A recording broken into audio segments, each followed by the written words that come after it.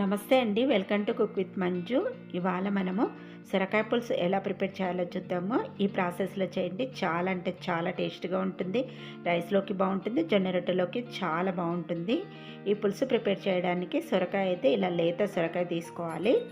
ఇలా తీసుకున్న ఈ సొరకాయల నుంచి నేను సగం మట్టుకే వాడుతున్నానండి. ఇలా మనము సగం సొరకాయ తీసుకున్న తర్వాత ఈ సొరకాయను ఇలా పీల్ తీసేసుకోవాలి. పీల్ తీసేసుకున్న తర్వాత ఇలా కట్ చేసేసుకోవాలి. ఇప్పుడు ఇందులోంచి గింజలు, ముదురు గింజలు అయితే తీసేసేయండి. లేతవైతే ఉంచుకోవచ్చు. మీకు అవి ఇష్టం లేకపోతేనంటే మీరు స్కిప్ చేసి కూడా చేసుకోవచ్చు అనమాట. ఇప్పుడు వీటిని మీడియం సైజు ముక్కలుగా కట్ చేసుకోవాలి. పులుసు ప్రిపేర్ చేస్తున్నాం కాబట్టి ముక్కలు అనేటివి కొంచెం పెద్దగానే ఇలా కట్ చేసుకొని పెట్టేసుకోవాలి. నెక్స్ట్ వచ్చేసి చింతపండు, నిమ్మకాయ సైజ్ అంతా చింతపండు తీసుకొని ఇందులోంచి గింజలు, నార తీసేసిన తర్వాత ఈ చింతపండుని అయితే ఒక 15 నిమిషాలు నీట్గా కడిగేసుకొని నానబెట్టుకొని పెట్టుకోవాలి. తర్వాత ఉల్లిపాయలు ఒక 4 తీసుకొని ఇలా చిన్న చిన్న ముక్కలుగా కట్ చేసుకొని పెట్టుకోవాలి. నెక్స్ట్ వచ్చేసి ఇక్కడ మనము ఈ పులుసు కోసము ఒక 2 టీ స్పూన్స్ వరకు నువ్వులు తీసుకోవాలి. ఆ తర్వాత 1 టీ స్పూన్ జీలకర్ర తీసుకోండి. తర్వాత మెంతులు వచ్చేసి ఒక 1/2 టీ స్పూన్ మెంతులు తీసుకోవాలి. ఇలా తీసేసుకున్న తర్వాత ఇప్పుడు మనం కుక్కర్ పెట్టేసుకుందాము. ఇప్పుడు ఇందులోకి తగినంతగా మనం ఆయిల్ అనేది వేసుకోవాలి. ఆయిల్ వేసేసుకున్న తర్వాత ఇప్పుడు ఇందులోకి ఆవాలు వేసుకోవాలి. ఆ తర్వాత కొద్దిగా జీలకర్ర వేసుకోవాలి. నెక్స్ట్ ఒక 2 ఎండుమిర్చిని ఇలా మధ్యలోకి తుంచి వేసేసుకోండి. ఈ పోపు కాస్త వేగిన తర్వాత ఇప్పుడు మనం ఇందులోకి కట్ చేసి పెట్టేసుకున్న ఉల్లిపాయ ముక్కలు వేసుకోవాలి. ఉల్లిపాయ ముక్కలు కొంచెం మెత్తబడేంత వరకు నూనెలో బాగా వేపుకోవాలి. ఉల్లిపాయలు ఇలా వేగిన తర్వాత ఇందులోకి 1 టీ స్పూన్ దాకా అల్లం వెల్లుల్లి పేస్ట్ వేసుకొని పచ్చిదనం పోయేంత వరకు బాగా వేపుకోవాలి. ఇలా వేగిన తర్వాత ఇప్పుడు ఇందులోకి కొంచెం కరివేపాకు వేసుకొని కలుపుకోండి. తర్వాత ఇప్పుడు ఇందులోకి కొంచెం పసుపు యాడ్ చేసుకుందాం. పసుపు వేసేసుకున్న తర్వాత మళ్ళీ ఒకసారి కలిపేసుకోవాలి. ఇలా కలిపేసుకున్న తర్వాత ఇప్పుడు మనం ఇందులోకి సొరకాయ ముక్కలు వేసుకోవాలి. ఈ సొరకాయ ముక్కలు వేసేసుకున్న తర్వాత ఈ ముక్కలన్నీ కూడా మళ్ళీ ఒకసారి బాగా కలుపుకోవాలి. ఇలా ముక్కలన్నిటిని కూడా కలిపేసుకున్న తర్వాత ఇప్పుడు ఇందులోకి మనము ఉప్పు, కారం యాడ్ చేసుకుందాము. 1 టీ స్పూన్ దాకా ఉప్పు వేసుకోవాలి. కారం వచ్చేసి 1.5 టీ స్పూన్ దాకా వేసుకోండి.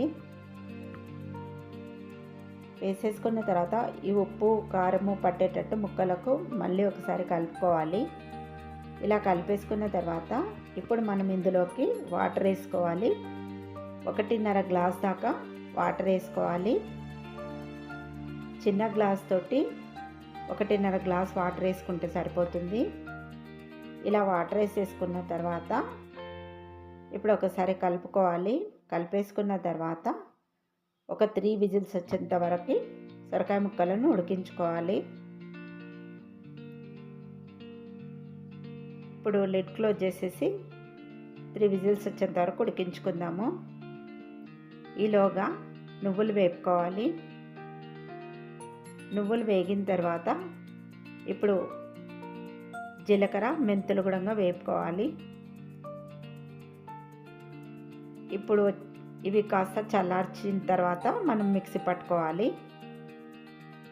ఈలోగా మనకి ఇక్కడ సొరకాయ కూడా ఉడికిపోయింది. ఒకసారి కలిపేసుకుందాం. కలుపుకున్న తర్వాత ఇప్పుడు ఇందులోకి మనము చింతపండు నానబెట్టేసుకున్నాం కదా, దాన్ని ఇలా జ్యూస్ తీసుకొని చింతపండు జ్యూస్ వేసుకోవాలి. వేసేసుకున్న తర్వాత మళ్ళీ ఒకసారి మంచిగా కలుపుకోండి. కలుపుకున్న తర్వాత ఇప్పుడు మనం నువ్వులు వేపి పెట్టేసుకున్నాం కదా, ఆ నువ్వులను ఇలా పొడి చేసుకొని వేసుకోండి. ఆ తర్వాత జీలకర్ర, మెంతులు కూడా ఇలా పొడి చేసుకొని వేసుకోవాలి. నెక్స్ట్ వచ్చేసి ఇందులోకి కొంచెం ధనియా పౌడర్ వేసుకోండి. తర్వాత ఇందులో ఇంగువ కూడా వేసుకోవాలండి.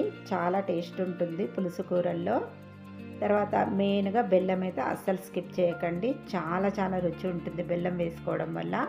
ఒక 2 టీ స్పూన్స్ వేసుకోండి. బెల్లం వేసేసుకున్న తర్వాత మళ్ళీ ఒకసారి మంచిగా కలుపుకోవాలి. కలుపుకొని మూత పెట్టేసుకొని ఒక 2 నిమిషాల వరకు ఉడికించుకోవాలి. ఒక 2 నిమిషాల తర్వాత మూత తీసి చూద్దాము. ఇక్కడ చూసారు కదా, ఇలా ఉడకాలన్నమాట.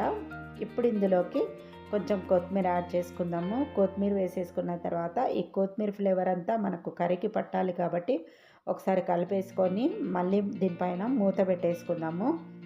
మూత పెట్టేసుకొని జస్ట్ కొద్దిసేపు మాత్రమే అలా ఉడికించి తీసేసుకుంటే సరిపోతుంది. చూసారు కదా, గుమగుమలాడే సొరకాయ పులుసు రెడీ అయిపోయింది. చాలా అంటే చాలా కమ్మగా ఉంటుందండి. జొన్న రొట్టెలోకి, చపాతీలోకి, రైస్లోకి చాలా బాగుంటుంది. 3-4 రోజుల వరకు కూడా మనకి పులుసు అనేది అస్సలు ఖరాబ్ అవ్వదు. అంత కమ్మగా ఉంటుంది. చాలా అంటే చాలా బాగుంటుంది. మీకు నచ్చితే తప్పకుండా ట్రై చేసి ఎలా వచ్చిందో కామెంట్ చేయండి. మరిన్ని ఇంట్రెస్టింగ్ వీడియోస్ కోసం ప్లీజ్ నా ఛానల్ని సబ్స్క్రైబ్ చేయండి.